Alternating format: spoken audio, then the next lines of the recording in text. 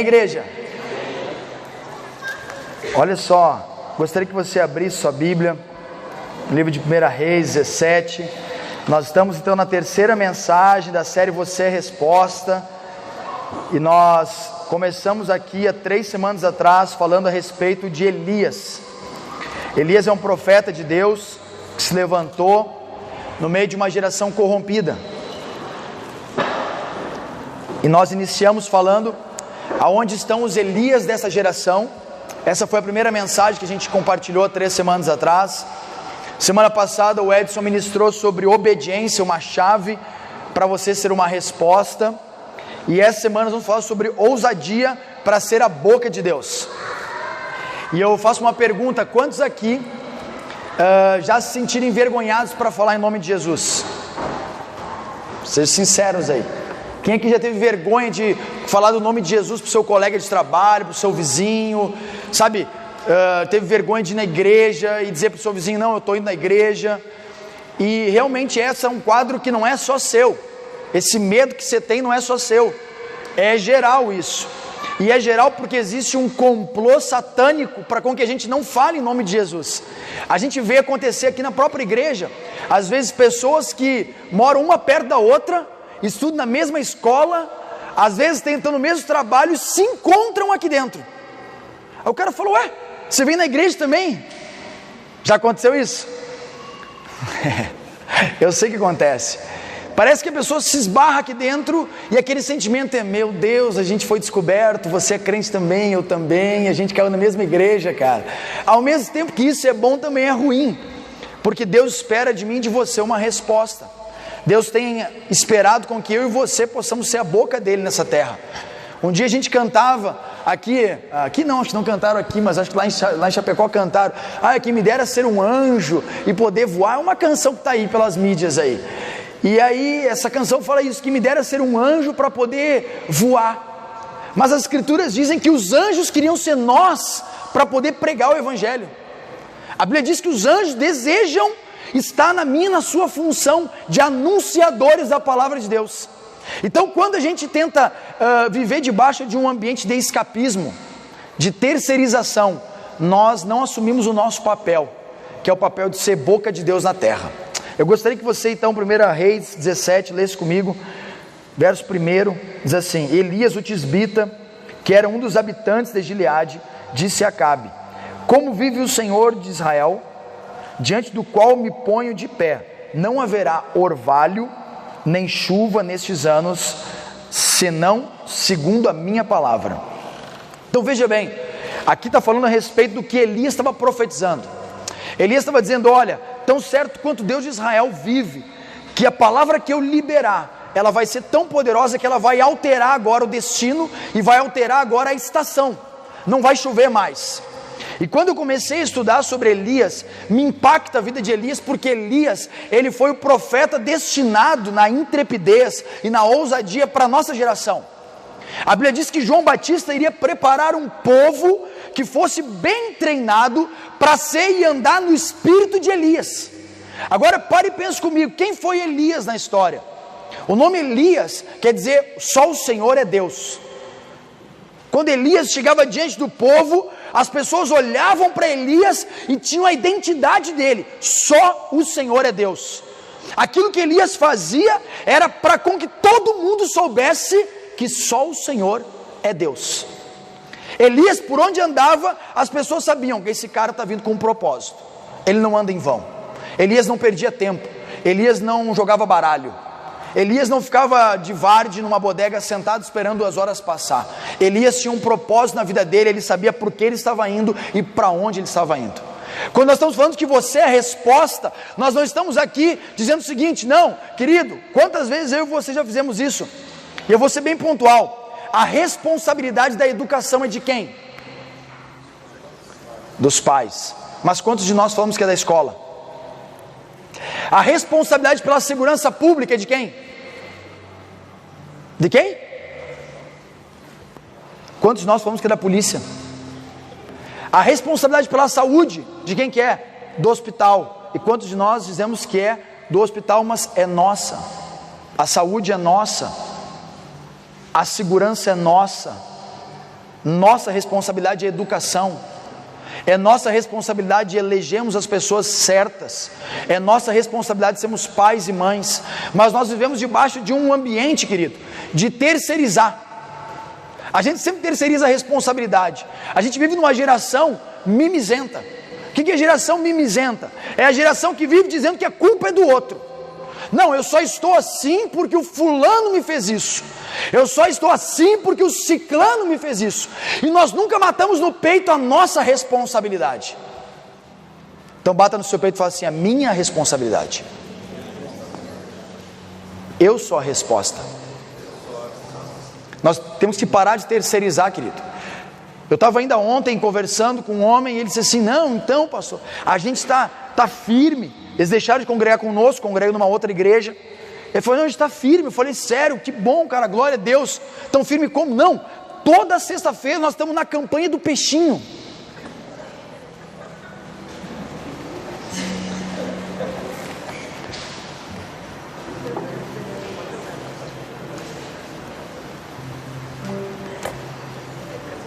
Para e pensa comigo. Ele está indo toda sexta-feira por causa da campanha do peixinho. Daí eu me obriguei a perguntar: mas firme no que, cara? Não, estamos firmes na igreja. Eu falei: mas na igreja então, mas em Jesus. Você não precisa fazer a campanha do peixinho. Você não precisa mais fazer a campanha do peixinho, da arquinha, da vassoura, do óleo ungido, do copinho de água, da água não sei o que, do manto não sei o que. Você não precisa mais, gente.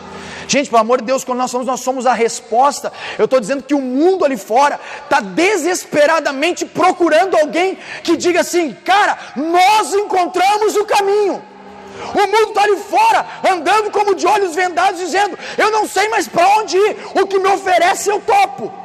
Dizem que a resposta é o peixinho, eu vou pegar o peixinho. E está cheio de gente ali fora se oportunizando disso. E quantas vezes eu, na condição de pastor, me envergonho dos meus colegas. E quando pergunta: qual que é a tua profissão? Eu fico pensando: sei que eu falo que eu sou policial ou que eu sou pastor? Se para isso eu falar que eu sou policial, eu acho que eu ganho mais moral do que dizer que eu sou pastor, porque ele vai ter um preconceito. É assim ou não é? Por que as pessoas estão... Se você disser que você é cristão hoje no seu trabalho, o que as pessoas pensam a seu respeito? Meu Deus, mais um que dá dinheiro para o pastor. É assim ou não é? Mais um que é tapado, mais um que chama a gente de tudo, né? Por quê? Porque de fato uma geração anterior ficou cega. A geração anterior, queridos, ficou cega. Ela começou a terceirizar as responsabilidades. Então, para me ter um milagre, eu tenho que ter a água em cima da televisão. Para me ter um milagre, eu tenho que fazer a campanha da garrafinha. Para me ter um milagre, eu preciso ter agora o óleo ungido. E a gente foi terceirizando. E se não acontece, não aconteceu porque eu quebrei a campanha. Daí não aconteceu. Elias não fez isso. Elias matou no peito e falou: ei, imagine nós chegar diante da cidade e dizer: cara, não vai chover mais aqui não. Como que tu diz? Não vai chover segundo a minha palavra. Elias matou no peito e disse: ei, eu não estou aqui falando segundo o pastor disse, segundo fulano falou, eu estou falando segundo a minha palavra, não vai chover. E não choveu. E não choveu, querido. É quando você chega no seu trabalho e fala: querido, eu vou falar segundo a minha palavra, esse lugar vai ter que mudar, essa empresa vai ter que dar certo, essa família vai se restaurar, esse filho vai sair das drogas, esse lugar vai mudar, porque segundo a minha palavra. Por que segundo a tua palavra, pastor? Porque há um Deus que habita dentro de nós. Há um Deus que habita dentro de você, querido. Nós não terceirizamos mais. Nós temos que nos livrar dessas amarras de terceirizar, de privatizar os milagres, de privatizar as responsabilidades, de privatizar a família.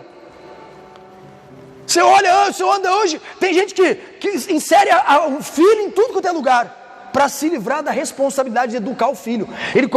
O filho começa de manhã cedo, 7 horas da manhã, quanto mais cedo deixar no colégio, melhor. Tem professores aqui que sabem disso. Tem pai que deseja que se a escola abrir às 6 da manhã, ele deixa o filho às 6. e só vai trabalhar às 8, porque ele quer se livrar da responsabilidade de matar no peito e dizer: se esse menino deu errado, a culpa foi minha. Aí ele diz: não, o menino deu errado porque no colégio ele aprendeu.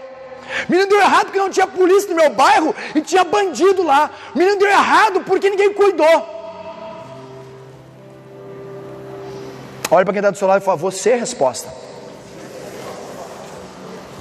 O profeta Elias foi responsável por perturbar o reino corrupto de Acabe, por derrubar os altares de Baal, por destronar Jezabel e seu governo, e por ser a boca de Deus como uma resposta na sua geração. Elias, cara, foi a boca de Deus. E eu tenho uma convicção no meu coração: terceirizar, homem e mulher que terceiriza a responsabilidade é porque não se converteu ainda. Porque quem se converte, cara, mata no peito. Quem se converte fala assim: é eu que ando com Jesus. A minha casa, sabe, D.L. Moody dizia a seguinte frase: se Jesus entrar na sua casa, logo o seu vizinho vai perceber. Pergunto: seu vizinho sabe que você é cristão? Não precisa me responder. Seu vizinho sabe que Jesus entrou na sua família? Seu vizinho já ficou sabendo que a sua vida foi transformada? Seu vizinho já ficou sabendo que houve um milagre na sua casa? Seu vizinho já ficou sabendo que Deus operou grandemente através de sua vida? Se tem uma coisa que no nosso bairro todo mundo sabe, na nossa família lá, a gente é crente desde que a gente chegou lá e desde antes. Quando a gente chegou lá, a gente começou os cultos em casa. As redes, que tem as redes aqui, a gente abria a garagem parecia uma corneta, né? E nós começávamos a adorar o Senhor. O vizinho da frente saía, né? Não queria. Hoje, graças a Deus, já vieram nos cultos. A vizinha do lado é crente, a do outro é crente. A vizinha da esquina, volta e meia, bate na nossa porta e fala: pastor, tem como você orar por nossa casa? Você está entendendo, querido? Alguns irmãos da igreja estão se mudando e indo morar no nosso bairro. Porque quando Jesus entra numa família, a única coisa que pode ser a resposta é Jesus naquela casa. É Jesus através daquela família. As pessoas estão buscando, gente. As pessoas estão querendo alguém que diga: pode vir aqui, a gente sabe onde está indo. A gente não está perdido. E dentro dos 4 pontos que eu elenquei essa noite, eu vou pontuar os 4. É: ousadia para liberar destinos, ousadia para curar, ousadia para ver sinais e maravilhas, e ousadia para falar em nome do Senhor. E em nome de Jesus, tenho certeza que você vai sair daqui cheio de ousadia, cheio de coragem para falar, cheio de coragem para impor a mão no enfermo, não ter medo de falar, sabe, não ter medo de liberar uma palavra e expulsar um demônio. Olha só que diz lá em 1 Reis 18, verso 17 ao 21, ousadia para liberar destinos. Elias tinha essa ousadia, ele liberava destinos da próxima geração. Diz assim: e sucedeu, quando viu Elias, que Acabe disse a ele: és tu aquele perturbador de Israel? E ele respondeu: eu não tenho perturbado Israel, mas tu e a casa de teu pai, ao abandonares os mandamentos do Senhor. Querido, olha só, não, para e pensa comigo. O rei de Israel diz assim: ei, é tu que está perturbando Israel? Aí Elias fala: não, eu não estou perturbando Israel, eu estou perturbando tu e a tua casa. Tá, eu quero pensar, mas o que é isso, pastor? É falar para um rei isso.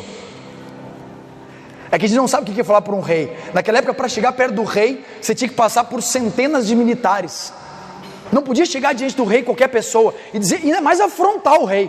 As pessoas chegavam de cabeça baixa para o rei. E Elias chega, olha no nariz do rei e fala: não, eu não estou perturbando Israel, eu estou perturbando tu e a tua casa, porque tu abandonou os mandamentos do Senhor. Quantos aqui já viram alguém que se desviou da fé? E você sabe que a pessoa se desviou, e você ao invés de chegar nela e dizer: cara, o que você está fazendo na sua vida? Você cumprimenta ele: ô, como é que você está? Tudo bem? Ah, não é problema meu. Será que você não pode ser a boca de Deus nessa hora e dizer: cara, o que você está fazendo, mano? O que você está fazendo com a sua vida?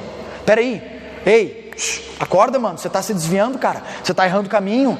Ei, querido, assim não vai dar não, sua família vai se perder. Será que nós estamos tão acovardados, com medo de ser taxado por preconceituoso, que a gente tem medo de chegar e dizer: ei, está se desviando, cara? Será que nós estamos esperando que venha um anjo para dizer isso para alguém? Quantos aqui já foram confrontados quando estavam se desviando por alguém que falou: cara, você está errando o caminho? Alguém já foi confrontado? Foi libertador ou não foi? Foi libertador. Muda o seu destino ou não muda? Muda. Sabe o que essa geração está precisando? Não é de abrir igreja em cima de igreja e de fazer publicações, não é isso aí. O que essa geração está precisando é de homens e mulheres que vão olhar no olho e vão dizer: cara, peraí, você está errando o caminho, mano. Ei, fulano, você está errando.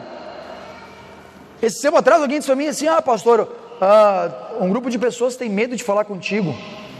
Eu disse: ué, o que deu? Não, é porque volta e meia você fala umas coisas assim e deixa a pessoa mal.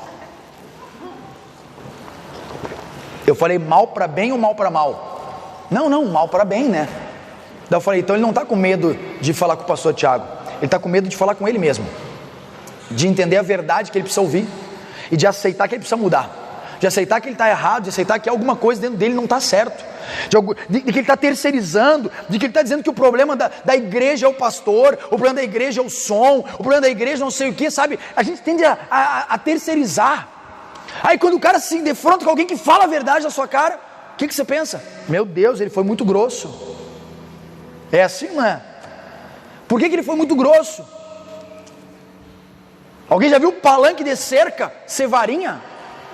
Palanque de cerca é grosso, não é? Mas ele impede que cruze a barreira, não impede?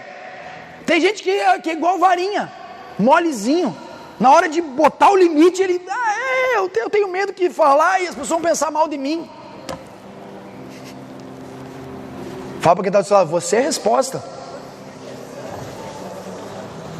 Seguindo o texto, fala assim: agora, portanto, mandai reunir a mim todo o Israel no Monte Carmelo, e dos profetas de Baal 450, e dos profetas do bosque 400, aos quais comem a mesa de Jezabel. Assim Acabe enviou a todos os filhos de Israel e reuniu os profetas no Monte Carmelo. E Elias chegou diante de todo o povo e disse: por quanto tempo vocês vão cochear entre duas opiniões? Se o Senhor é Deus, seguiu, mas se é Baal, então seguiu. E o povo lhe respondeu com uma palavra, com nenhuma palavra sequer. Olha só o que Elias faz. Elias chega e fala: ei, peraí, quanto tempo vocês vão ficar? Uma hora eu quero ir na igreja, outra hora eu não quero ir na igreja, uma hora eu quero Deus, outra hora eu não quero Deus. Agora eu quero trabalhar aqui, agora eu não quero mais trabalhar aqui, agora eu quero ser pai, agora eu não quero ser pai. Quanto tempo vocês vão ficar pensando entre dois pensamentos? Quanto tempo, igreja, que nós vamos ficar esperando que o governo que vai vir vai mudar o Brasil, que a prefeitura vai mudar o Brasil, que a saúde vai mudar o Brasil? Quanto tempo nós vamos ficar esperando que a resposta seja dos outros? Quanto tempo nós vamos ficar esperando que Deus opere em nosso favor, quando Deus já quer operar através de nós? Elias vira e fala: quanto tempo vão ficar pensando de um lado para o outro? Uma hora você quer isso, outra hora você não quer, você precisa decidir. Hoje, Elias falou: você precisa decidir hoje, o que você quer? Não, eu quero servir ao Senhor, então sirva somente ao Senhor. Conversava com meu filho é um profeta de Deus, para minha casa, hoje ele foi profeta de novo. Conversava com ele semana, falei para ele: aí filhão, o que você espera do papai para os próximos meses? Pensa num cara que está consultando todo dia. Meu filho virou para mim e falou assim: pastor, né, pai? Eu falei: por quê? Aí ele disse: porque fazer duas coisas ao mesmo tempo não tem como.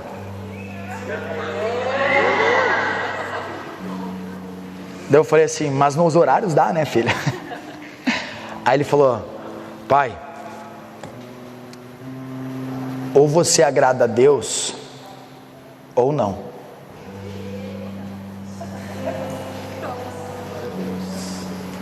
De verdade. É bom quando a surra é no outro, né? Quando é o outro que ouve. Aí eu virei para ele e falei assim: tá, mas e aí, filho? E o quê? O que mais? Aí ele fala: não, pai, só isso. Eu falei: tá bom então, obrigado. Tudo certo, obrigado, filho. Sai de lá, sabe quando o cara dá aquela bofetada na mosca e a mosca não sabe para que lado ela vai assim, ser desnorteada? Isso é igual assim. Sai assim, tipo, meu Deus, e agora, Jesus? Eu fui dobrar, eu falei: não, é só uma criança, não vou ouvir uma criança.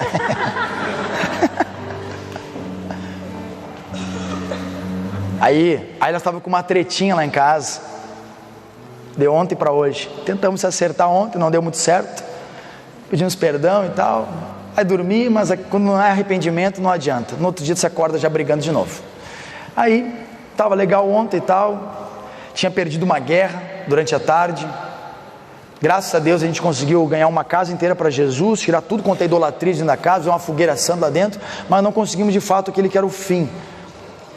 E aí eu fui para casa meio, não gosto de perder batalha, mas fui para casa aborrecido. Eu cheguei em casa, acabei terceirizando a responsabilidade para minha esposa.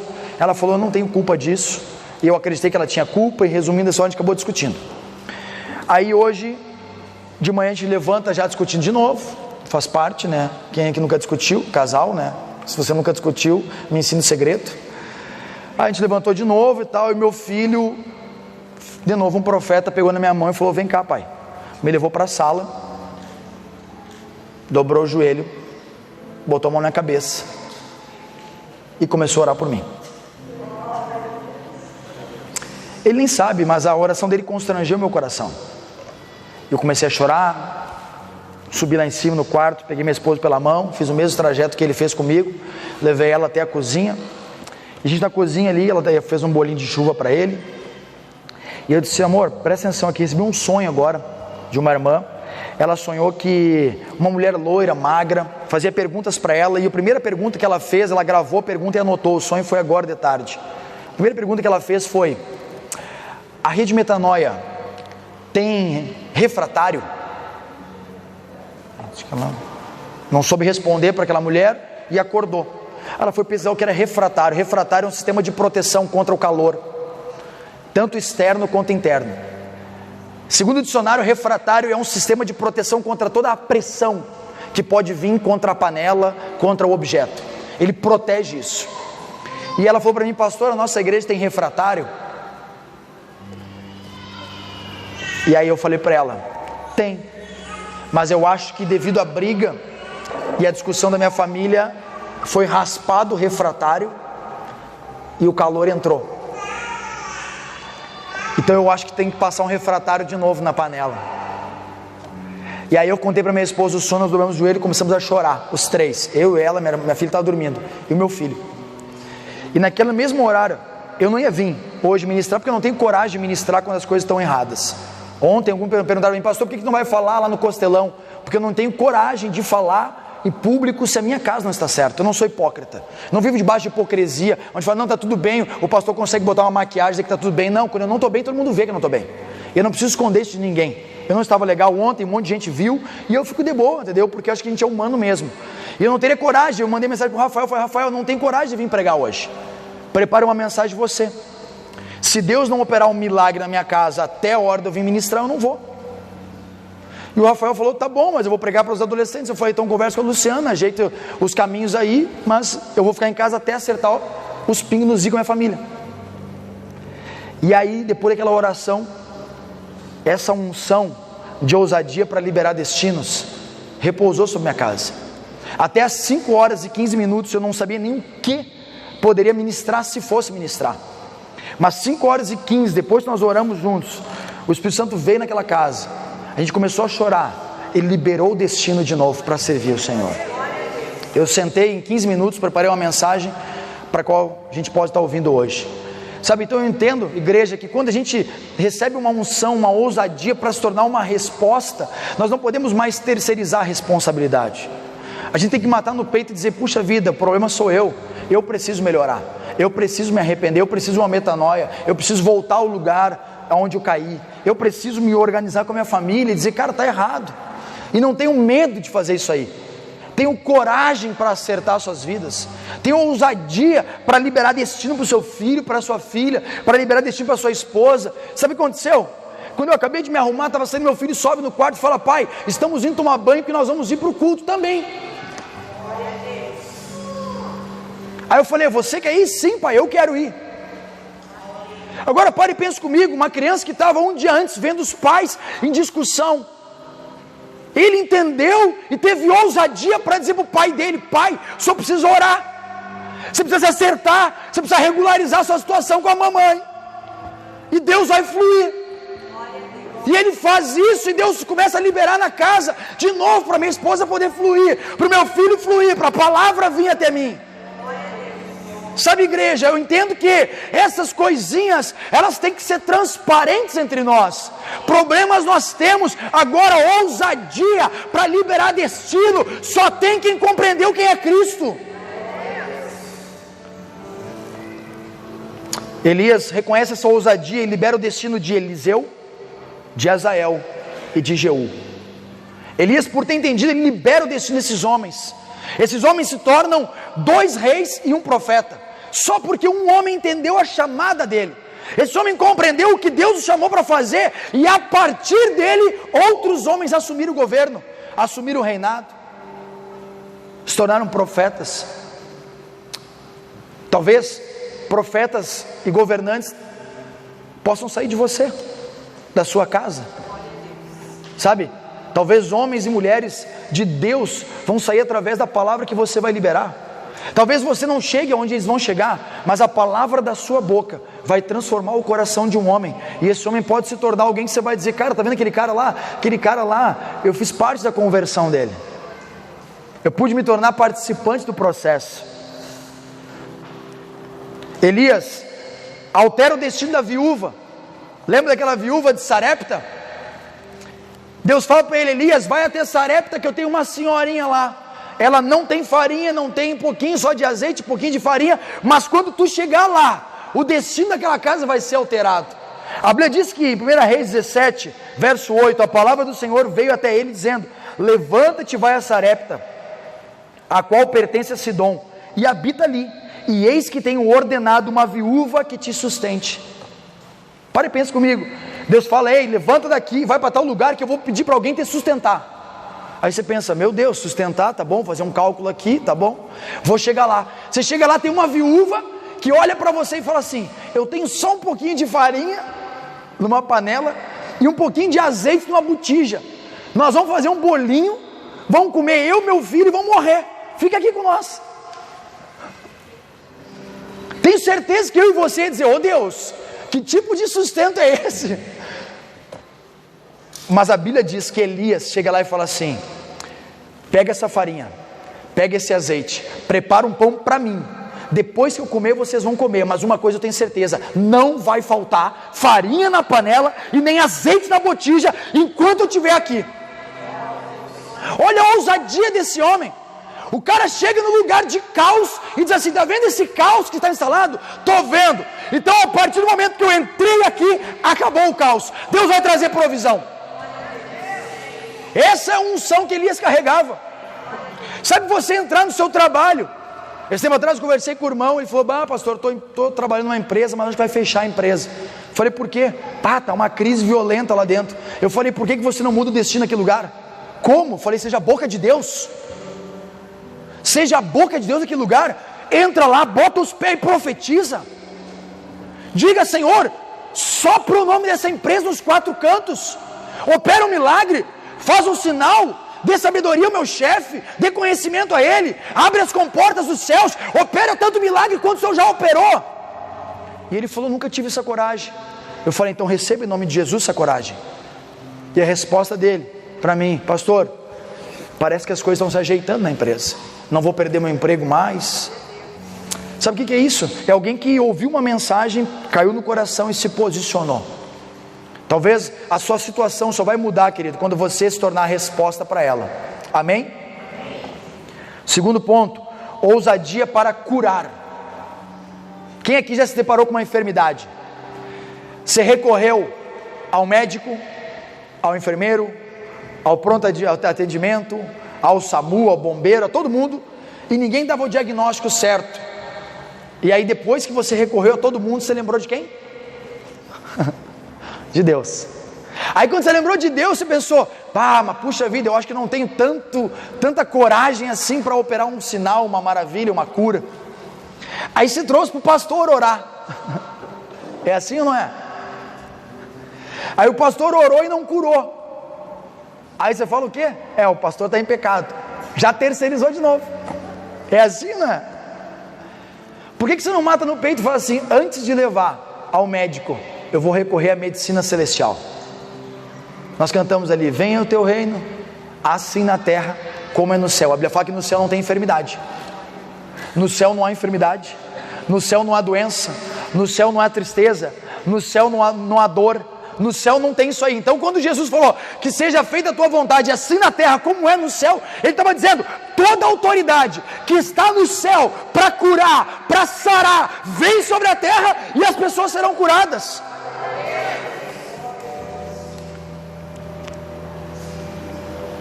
Nós fui trocar a placa do carro, o irmão me ligou, mandou um vídeo para mim e falou: assim está a minha mãe, segurada por 6, dentro de hospital, sem diagnóstico nenhum, neurologista tudo certo, tomografia, ressonância, tudo certo, sedada, não conseguia acalmar o sedativo. Quando ele mandou, eu falei: me faça uma ligação, por favor. Ele fez uma ligação. Eu parei o carro antes de trocar a placa, falei para o senhor que troca lá a placa, falei: só um pouquinho. Levantei os vidros, coloquei um louvor, falei: fulano, coloque o celular no ouvido da sua mãe. Ele falou: o que você vai fazer, pastor? Eu falei: eu vou orar por ela e ela vai descansar agora, o demônio vai sair. Ele colocou o telefone no ouvido daquela senhora e a gente orou.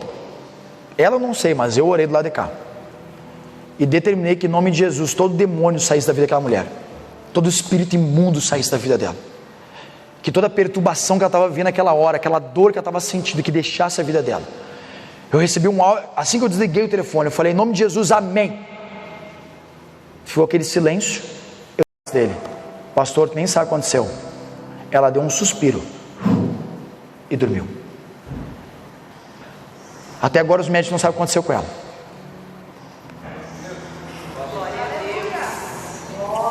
Deixa eu te falar uma coisa, cara. Não dá mais pra gente terceirizar a responsabilidade. Tá vindo gente para você ser agente de Deus. Tá vindo pessoas para você ser a boca de Deus. Tá vindo pessoas para você colocar a mão, cara. É para você. Chega de dizer que é do pastor a responsabilidade. Chega de dizer que é da igreja. Chega de dizer que é da irmã que ora, do irmão que ora. Não, você tem que matar no peito e dizer: não é comigo isso. Veio para mim. Essa responsabilidade veio para mim. Essa senhora veio para mim. Ela, sabe, poderia ter buscado outros lugares, mas buscaram em mim. Ou seja, o Cristo que habita dentro de mim é a resposta para a cura que estava lá, da enfermidade, estava dentro dela. Nós precisamos dizer sim. Sim, eu sei quem pode. Quem? O Cristo que habita em mim. Põe o telefone no ouvido dela e vai ter que sair o demônio. Ei, gente, ou nós somos cristãos e aonde a gente pisa a treva tem que sair, ou nós precisamos rever a nossa conversão. Eu nunca vi um homem cheio do Espírito Santo que as trevas aplaudiram e deram risada. Nunca vi. Eu nunca vi um homem, uma mulher cheia do Espírito Santo que entrou dentro do hospital e as coisas não mudaram. Eu me lembro um dia nós entramos aqui no hospital, no Frei Bruno, tinha uma moça lá, uma jovem, que ninguém sabia o que estava acontecendo com ela. Ela tinha tomado 3 tipos de sedativo, não apagava, não tinha jeito. Os olhos dela viravam um para cada lado. O doutor aqui, o mais conhecido aqui, não sei como é que é o nome dele, é um senhor aqui. Como é que é? É isso aí. Vou falar o que está saindo aqui. Esse senhor. A gente começou a orar lá dentro, querido. E aqueles demônios começaram a sair. Eu ouvi ele falando. Normalmente nós não podemos fazer isso no hospital, é ética hospitalar. Porém, quando ele entrou lá, ele falou assim: meu Deus, eu sabia que isso aqui não tem nada a ver com o psicológico. E virou as costas e saiu fora. Ele não ficou. Para aquela senhora de ontem, levaram uma mulher para dar passe nela. Diz que a mulher chegou lá, olhou e falou: opa, aqui não tem condição. É uma família que está desesperada, querido.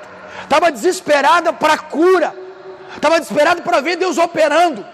E o que aconteceu? Depois de 30 minutos na sala do hospital, a cama do lado pediu oração, a da frente pediu oração, a outra da porta pediu oração. Era todo mundo buscando na medicina aquilo que só Deus podia dar. Agora o que nós estamos fazendo? O que você faz com essa unção que Deus te deu? Você coloca num potinho e guarda na sua casa, ou você sai jorrando unção para onde você passa, cura onde você toca? Bata no seu peito e fala assim: eu sou a resposta. Isaías 61, verso 1: o Espírito do Senhor está sobre mim, porque o Senhor me tem ungido para pregar boas novas ao pobre. Ele tem me enviado para curar as feridas do dilacerado, para proclamar liberdade aos cativos e abertura da prisão para aqueles que estão encarcerados. O Senhor só está sobre você para isso. Sabe, a sua casa ela vai mudar. Eu tenho essa convicção no meu coração, a sua família vai mudar. Sabe, o seu lar vai mudar, gente. Sabe, a cura liberado. Sabe, passado uma menina que não andava, nasceu com problemas, atrofias nos pés, não andava, chegou carregado pela mãe e pela amiga. Nós oramos, a menina largou a muleta e saiu andando lá pro outro na igreja. Sabe o que é isso? É a mesma unção que Isaías 61 está liberando, dizendo: olha, há uma unção, quando o Espírito do Senhor vem sobre você para curar, há uma unção, querido. Você tem que ter ousadia para colocar a mão e dizer: enfermidade, eu determino, sai em nome de Jesus. Você precisa se posicionar. É engraçado, quando Deus cura, Deus toca. É tão fácil a gente se perder, querido, é tão fácil. Eu já vi Deus operar tanto sinal, maravilha, tanta cura aqui, ó. E eu lembro dos 10 leprosos. Aqueles 10 leprosos, a Bíblia fala que Jesus curou os 10, só um voltou para agradecer. Só um falou: eu vou voltar lá e vou ficar do lado de Jesus. Os outros 9 foram embora. Querido, aqui já passou milhares de leprosos. Desde o tempo da casinha, quanta cura já aconteceu, quanta libertação já aconteceu. Agora eu te pergunto, onde estão? Eles voltam a lamber suas feridas, porque não entenderam Cristo que mora dentro deles. Porque se tivessem entendido, estariam hoje libertando outros, curando outros, impondo as mãos sobre os enfermos, e dizendo assim: eu sofri uma enfermidade e fui curado, e agora em nome de Jesus eu também curo. Mas continuam terceirizando responsabilidade, e vão pulando de igreja em igreja, para com que outros pastores continuem curando a enfermidade que já foi curada. Não é assim? Chega de terceirizar a igreja. Os para que dá do seu lado: você é resposta. Ixi, com mais força aí, hein? Você é resposta. João 14:12 fala: na verdade eu vos digo, aquele que crê em mim fará as obras que eu faço, e as fará maiores do que estas, porque eu vou para meu Pai, e tudo, João 14:14, e tudo quanto pedires em meu nome, eu o farei, para que o Pai possa ser glorificado no Filho. Repita comigo assim, ó: tudo quanto pedir em nome do Senhor, Ele fará, para que o Pai seja glorificado. Tudo, mano, tudo, desde a dor de cabeça,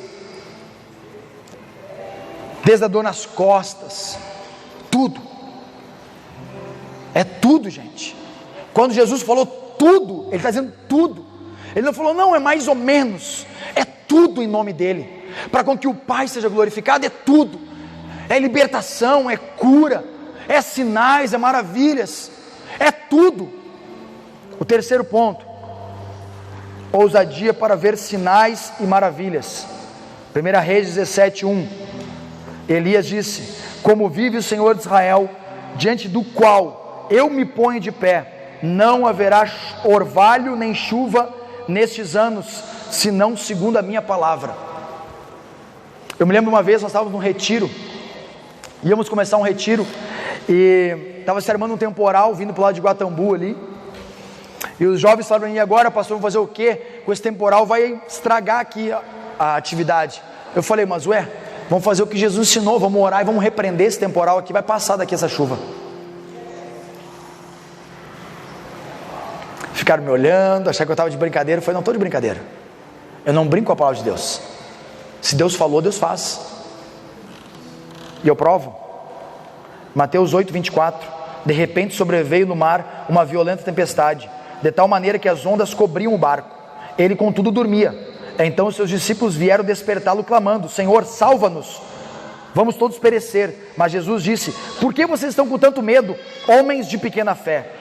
E ele, levantando-se, repreendeu os ventos e o mar, e houve plena calmaria. Então os homens maravilhados exclamaram: quem é este que até o mar e os ventos lhe obedecem? Os discípulos de Jesus viram esse sinal diante dos olhos deles. Elias falou isso aí: não vai chover, e não choveu. Hebreus disse: olha, Elias falou e não choveu. Tiago disse: Elias falou e não choveu. Os discípulos falaram: quem é esse que até o mar lhe obedece? Eu falei: gente, vamos orar e Deus vai soprar aqui e não vai chover. E graças a Deus temos testemunhos para isso. A gente começou a orar e as nuvens contornaram Guatambu. Presta atenção, contornaram Guatambu. E exatamente na divisa de Guatambu com Chapecó vinha um grupo de uma caravana de carros que estava indo para o retiro. Disse que até ali, testemunha deles, eles não souberam o que estava acontecendo até chegar lá. Até ali, naquele loteamento chamado de Fiore, até ali vinham assim, ó. Quando chegou ali, parou a chuva. E eles chegaram lá e perguntaram: meu Deus, vocês não pegaram o temporal? A gente falou: que temporal? O temporal que está em Chapecó? Nós não, as nuvens contornaram. E choveu lá, ali não choveu. Aí eles falaram: como assim? Eu falei: cara, a gente estava orando aqui. Se você crê em milagre ou não crê, eu creio, cara. A gente estava orando aqui, a gente via as nuvens soprando assim, ó. Pegou vocês a chuva? Pegou, aqui não pegou. Está sequinho o campo de futebol.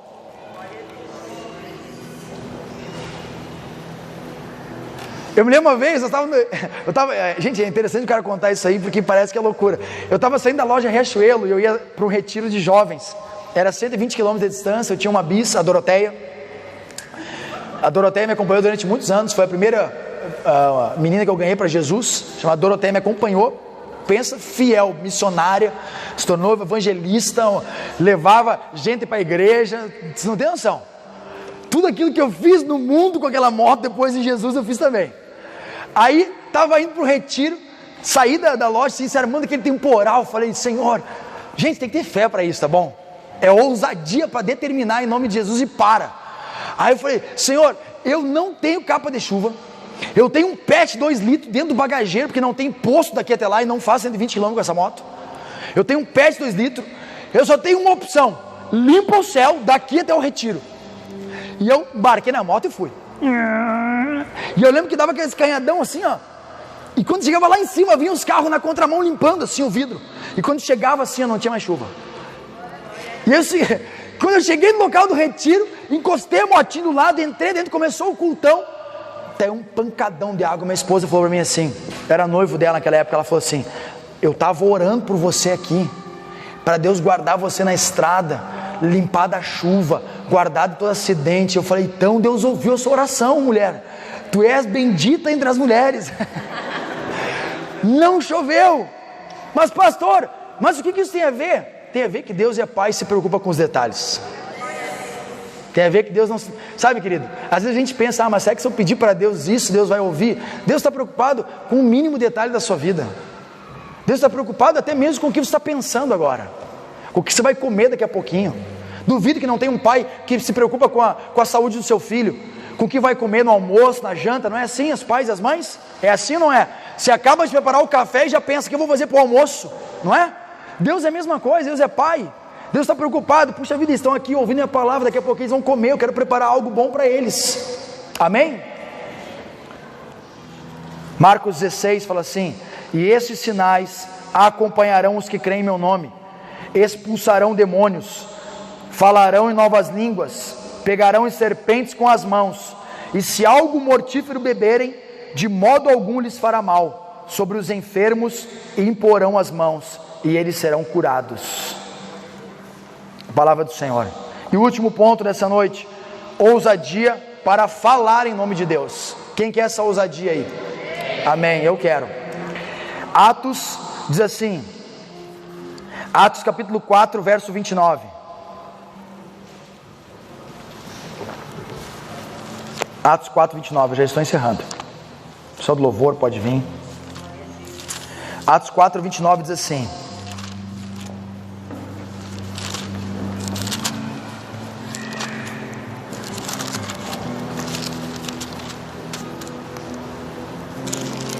e agora, Senhor, olha para as suas ameaças e concede aos teus servos que falem com toda a ousadia a tua palavra. Estendei a tua mão para curar, para que sinais e maravilhas sejam feitos pelo teu nome, pelo nome do teu santo filho Jesus. E tendo eles orado, foi abalado o lugar em que eles estavam reunidos, e todos foram cheios do Espírito Santo e anunciavam a palavra de Deus com ousadia. Querido, olha só, a igreja de Jesus, Atos 2, recebe o Espírito Santo. Ele está aqui hoje por causa daqueles homens que tiveram coragem para enfrentar Herodes, Pilatos, Caifás, Anás. Por causa daqueles homens lá, o Espírito Santo veio, derramou sobre a igreja e nunca mais parou de ser derramado. É como uma cachoeira, um rio perene. A Bíblia fala que é um rio perene, um rio que flui. Não é um rio temporão, mas é um rio que flui. O Espírito Santo é um rio que flui, nunca parou de fluir. Até hoje, 2020 anos depois, ele continua fluindo, ele continua curando, ele continua tocando. Até hoje ele continua fazendo sinais, maravilhas, prodígios. Nós ouvimos no Descende agora, aconteceu lá no estádio do Morumbi, vários e vários cadeirantes levantando a cadeira de roda e andando, várias e várias mulheres sendo tocadas, teve uma ressurreição que aconteceu, querido. O cara fala, meu Deus, mas isso parecia coisa lá de Atos dos Apóstolos. Querido, nós estamos em Atos 29. Atos 29 é a história da igreja sendo contada por você. É a história da igreja sendo contada por sua casa. Daqui 30, 40, 100 anos vão dizer, esta família foi responsável por um grande avivamento nessa cidade. Atos 4, 29 disse assim, o seguinte texto. Falou que a igreja estava sendo perseguida. Atos 2, a igreja é perseguida. Atos 3, a igreja começa a pregar e se espalha pelo mundo. Mais de 3.000 cristãos se tornam naquela noite.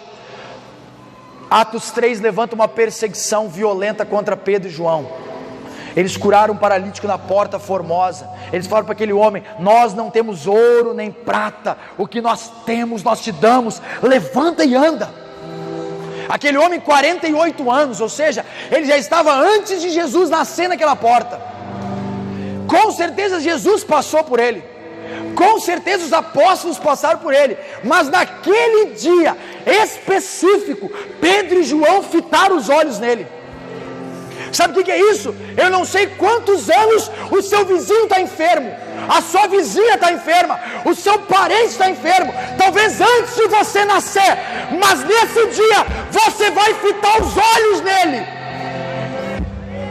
e vai dizer, se até aqui você esteve enfermo, hoje eu não tenho ouro nem prata, o que eu tenho eu te dou, levanta e anda. É uma ousadia, querido. É uma igreja com ousadia, sabe, chega de andarmos de cabeça baixa pelos cantos, acovardados, deixando o diabo sapatear na nossa cidade, na nossa comunidade, na nossa família, no nosso trabalho, na nossa escola. Chega, precisam se levantar os homens e mulheres, precisa se levantar, precisa se colocar de pé, precisa dizer, eu creio em Jesus, eu creio que Deus é poderoso. Precisa, queridos. O Senhor não te abandonou, mas Ele quer te usar. Ele não quer que você fique, sabe, de culto em culto. Ele quer te usar. Ele quer que você seja o sinal, que através de você seja maravilha. Se aqueles homens daquela igreja, por causa da perseguição, se acovardaram, querido, aqui a gente sofreu isso aqui. Eu falei para o Rafael agora na estrada, Rafael, eu começo a ver que nós estamos no caminho certo. Ele disse, por quê, pastor? Eu falei, porque eu comecei a ser bombardeado de novo. Eu comecei de novo a ser caluniado. Comecei de novo a gente botar coisinha para mim, a escrever coisinha para mim, a dizer que a igreja não está certo, que a forma que a gente anda, que a rede Metanoia é isso, é aquele outro. Eu começo a ver que eu estou certo. Porque eu começo a ver que nós estamos perturbando a casa de Acabe de novo, perturbando a casa de Jezabel de novo, perturbando a corrupção de novo, perturbando a idolatria de novo. Eu começo a ver gente incomodada com a verdade que é pregada nesse lugar, e me alegro e celebro a Deus. e digo: eis-me aqui. Eu quero ser uma resposta. Eis-me aqui, deixa bater. Lembre de mim. Pode lembrar. A minha casa disse sim para Jesus. Pode lembrar. Eu começo a ver gente falando pelos cantos de novo. Querido, se estão falando de você porque você disse sim para Jesus, eles estão certos. Eles estão te impulsionando para o seu destino. Eles estão te impulsionando para Deus te usar.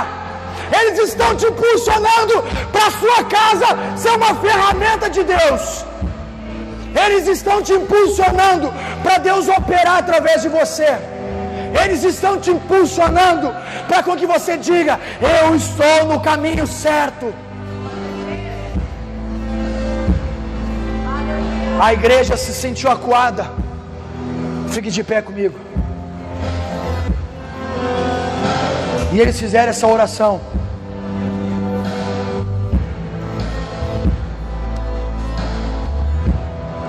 Talvez seja a sua oração nessa noite. Você é a resposta. Amém, igreja? Você é a resposta. Você é a resposta. Igreja, você é a resposta. Eu tenho uma convicção no meu coração: você é a resposta. Ei, nós não somos aquela igreja que o pastor fica aqui, ó, colocando a mão na cabeça de todo mundo para abençoar, para ir embora. Querido, uma palavra liberada e você já é abençoado. Uma palavra das escrituras dizendo: ei, sem mim nada podeis fazer, mas comigo o que pode ser impossível para Deus? Nada. Nada é impossível para Deus. Nada. Agora você precisa se posicionar. Você precisa se posicionar. A sua casa precisa dizer sim. Você precisa dizer sim: eu quero. Eu quero, Senhor. Eu quero pregar em teu nome. Eu quero coragem para pregar. É isso que esses apóstolos oraram. Olha o que a Bíblia diz: agora, Senhor, olha para as suas ameaças e concede-nos aos teus servos que falem com toda a ousadia a tua palavra. A nossa oração, Rede Metanoia, é: olha, Senhor, olha para as mensagens irônicas para a nossa igreja. Olha para os falatórios em volta das cidades ao nosso respeito. Olha, Senhor, para as ameaças dizendo: esse pastor vai parar, essa casa vai fechar.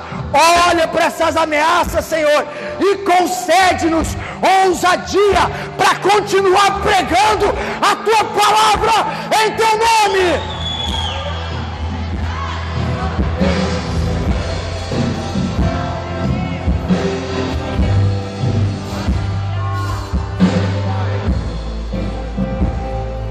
E eu encerro. 2 Timóteo, capítulo 1, verso 7. Porquanto Deus não nos deu um espírito de covardia, mas de poder, de amor e de equilíbrio. Deus não te deu um espírito de covardia. Ei, se você tinha medo de pregar em nome de Jesus, hoje o Senhor remove esse medo. Você não tem um espírito de covardia. Não há espírito de covardia nesse lugar. Não há espírito de covardia. Há espírito de poder. Há espírito de amor. Há espírito de